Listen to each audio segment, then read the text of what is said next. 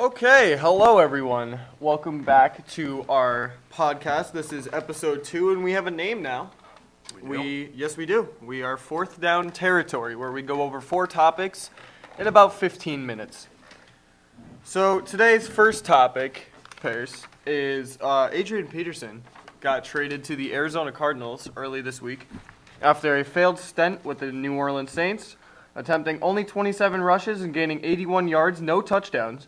The Saints opted not to waste his time anymore, and they shipped him off to Arizona, where Bruce Arians, he's known for bringing out veteran players, or their best skill set and veteran players, and he hopes to turn the lackluster run game in Arizona because David Johnson got hurt. He broke his arm in week 1. So they're looking to fix the run game with Adrian Peterson now. What do you think about this? Adrian Peterson, he's been a name that's been flying around. I hope he just gets on a team that he enjoys. Hopefully he just can settle somewhere where he could have a career, I guess. Yeah, no, I feel the same way. I mean, after going to New Orleans, the Saints signed him in the offseason hoping he would be a talent, and they didn't realize he wasn't going to fit in the system at all. So it was bad. It was bad. No, there's not a single touchdown to report on. But I don't think going to Arizona is a good move either, because I think Arizona already has enough washed-up players as it is. And Adrian Peterson, in my opinion, is literally – I'm going off right now. I think Adrian Peterson is a player that we literally have seen a player in front of our eyes wash up. In front of our eyes. He went from being the league's best running back to getting suspended for a year for domestic violence, or not domestic violence, child abuse. He actually got suspended for that? He got suspended for that. I thought he just got like a slap on the hand. No, they definitely did not take that as a slap on the hand. And so then he comes back the next year, gets injured, gets injured again. And now he goes to New Orleans, goes to a different team. The Vikings don't want to deal with him anymore, so he signs with New Orleans. New Orleans doesn't want him anymore, so they ship him to the Cardinals for like a 6th-round pick for absolute garbage.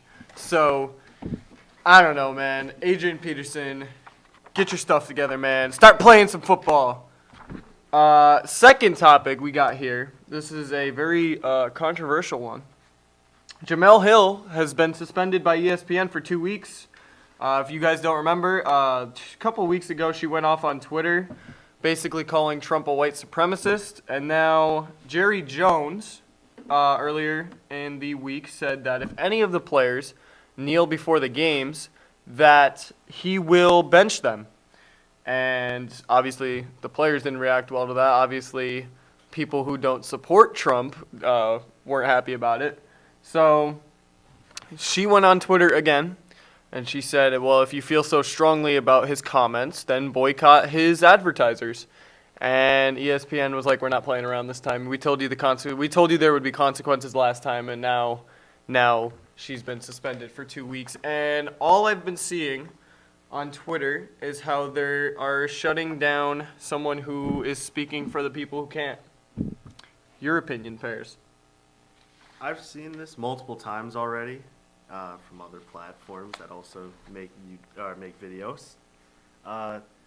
Freedom of speech is allowed; it's one of the amendments. But you're playing with company dollars at this point. So even though you feel you have the right to say something, maybe the company that is paying for for you to live may not think so. So yeah, it is. I totally agree with what you're saying, and to bounce off of that, yeah, you're playing with company dollars. I like the way you said that. You're the face of ESPN. It's not just, ESPN, I know they've been strict in the past with how people are allowed. I know they have a very strict social media platform. You're not allowed to do basically anything. I think ESPN has a rule where you're not even allowed to have a YouTube channel if you are working for them. So, yeah, obviously she knew there was consequences involved. If I could speak the truth here, I've never really liked Jamel Hill, and that doesn't affect my opinion on this. Jamel Hill is just not one of my favorite hosts. I think I could honestly do a better job than her, and I'm saying that right here. on fourth down territory. But anyway, I mean, yeah, freedom of speech is a amendment, and ESPN definitely has to look at that as we could get some controversy by that. But at the same time, I think being careful what you say on a national scale, especially when you're working for a company and you're working with company dollars, you definitely don't want to mess around with that. But that's just my opinion. I think it shouldn't have been said. So next topic, Dominic Rodgers Camardi. The Giants cornerback was pulled from Sunday's game. He was asked to play slot. Apparently, it started when he was asked to play slot, starting for Eli Apple. He didn't want to do that. He wanted to play outside. So they pulled him all together. And so he apparently went back to the locker room in the middle of the second quarter, ended up coming back to the sideline. And then apparently this issue held out throughout the week. And he and Ben McAdoo, the head coach of the New York Giants, had a heated argument about it, which led to Dominic Rodgers Camardi leaving the team altogether. He left the team facility and he said he wasn't coming back. So apparently now an update on the situation is he's talked to the general manager about what's going to... Oh, the Giants suspended him. That's probably something I should say. But update, he has talked to the general manager of the Giants, from what we've heard, and they have discussed what's going to happen after the suspension is up. He hasn't talked to Ben McAdoo yet, but he is supposed to in the near future. I don't know, man. Like, just getting pulled altogether. I mean, Dominic Rodgers Camardi has amazing talent at cornerback. Honestly, he is one of the greater cornerbacks of our league. And so, for him to just get pulled from the game altogether it's not, I don't know, it's kind of like, it's just, for his skill set, he should not be getting pulled from games like that. And he cooperated. He played slot for Eli Apple, and I don't know. What do you think? He threw a fit. Yeah. He went to again, even though you're just a player. We discussed this last week with, what was that story with the kid who basically hit a fan? Yeah, last episode we had a story where a USC player, one of the Washington State fans ran on the field, and the USC player went and hit the fan running on the field. So you represent the entire thing, so I understand the suspension, but he is a good player. He should have been treated better. Not saying that the Giants don't treat their players, especially with those wide receivers. No, I agree. And so now we're gonna go to the final topic of the day. We're gonna do a Week 6 NFL preview of the biggest game. So, with all of that said, couple big games this week. The high-flying Eagles take on the versatile Panthers on Thursday Night Football. By the time you're hearing this was filmed on the day of or before the Thursday night game. So by the time you're hearing this, the Thursday night game will have already been played. We're going to make game picks on that in a second here. The next big game is the Steelers have to travel to Kansas City to face the undefeated Chiefs, and the Steelers are coming off an embarrassing loss to the Jaguars. Jaguars 5 picks off of Ben Roethlisberger. Yeah, I saw it, and then Ben Roethlisberger came out and said, I don't know if I can play anymore. It was worse than the Ravens' loss. At least, the Ravens put up double digits on the score. Paris is a Ravens fan for anybody that doesn't know. So another big game this weekend, the debut of Adrian Peterson.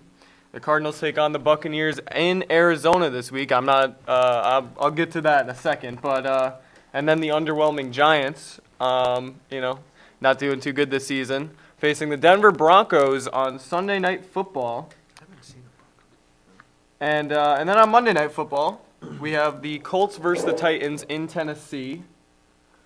And so now let's make some game picks for this week, Paris. So we're gonna make game picks. Eagles versus Panthers. Who are you taking in this one? Panthers. You're gonna take Panthers. Why are you taking Panthers? I don't know yet.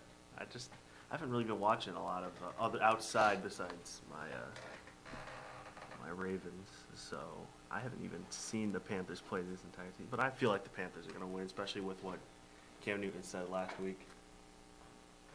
I think the Eagles will take this one, actually. I think they come into Carolina. They're on a hot streak right now, and Carolina has been sneaking past all these games. I think in recent games, they've been letting too many points up in the fourth quarter, and I think that's how this one goes. Carolina has the lead the whole way through into the fourth quarter. The Eagles make a comeback victory. That's my prediction. Steelers and Chiefs. I am taking Chiefs in this one. I think no questions asked. Chiefs at home. Buccaneers and Cardinals. I am taking the Buccaneers because I do not. I think Adrian Peterson in a new setting is just not going to fit in, and I do not think that run game is going to change at all. Cardinals have, in his time, one of the best running backs, Right. ever, and we're talking about Tampa Bay, so I think Cardinals might win. All right. So the 0-5 Giants versus the Denver Broncos on Sunday Night Football. Obviously, got to take Broncos at home. With what wide receivers are you going to play with? Honestly, the Giants have no wide receivers right now. And the Colts versus the Titans. Monday Night Football. I am taking the Tennessee Titans. Even if Marcus Mariota does not play, the Colts are just, they're not, there's no team chemistry there in my opinion. So I'm taking the Titans at home.